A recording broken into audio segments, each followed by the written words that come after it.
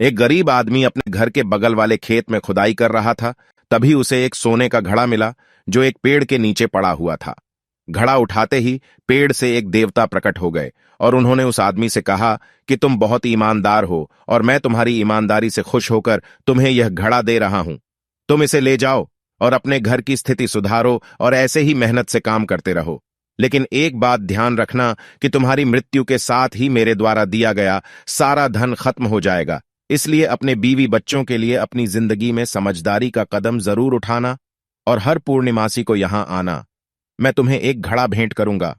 आदमी उस घड़े को अपने घर ले गया और उसे अपने बीवी बच्चों को दिखाते हुए पूरी बात बताई और उसने कहा कि देवता कह रहे थे कि अपने बीवी बच्चों के लिए अपनी जिंदगी में समझदारी का कदम जरूर उठाना। उसकी पत्नी ने इस कदम वाली बात को अनदेखा कर दिया और वो लोग उस घड़े को बेचकर अपनी जिंदगी खुशी खुशी चलाने लगे। उनकी जिंदगी अच्छी चल रही थी। किसान हर पूर्णमासी के दिन पेड़ के नीचे जाता और खड़ा ले आता। अब वह बहुत धनी हो गया था और उसकी जिंदगी अच्छी चल रही थी। किसान जब जब घड़ा लेने जाता तो वह पेड़ कहता कि अपने बीवी बच्चों के लिए अपनी जिंदगी में समझदारी का कदम जरूर उठाना।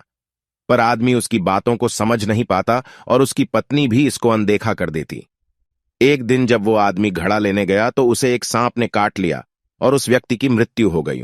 पत्नी रोती हुई पेड़ के नीचे आकर पेड़ से प्रार्थना करने लगी।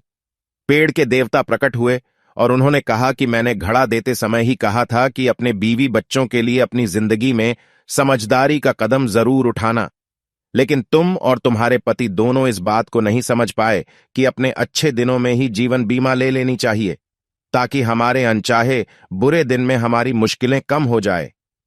तुम्हारे पति ने जीवन बीमा नहीं लिया, वरना आज तुम्हें और तुम्हारे बच्चे को इस गरीबी में भूखे मरने की स्थिति नहीं आती। मित्रों, हम में से किसी को भी पता नहीं है कि हमारे जीवन में कब क्या हो जाए, इसलिए हमें अपने अच्छे दिनों में ही LIC के साथ जीवन बीमा अवश्य करा लेना चाहिए। आज ही स्क्रीन पर दिख रहे नंबर पर कॉल कीजिए और अपने लिए एक बेहतर बीमा लीजिए। आपका शुभचिंतक LIC।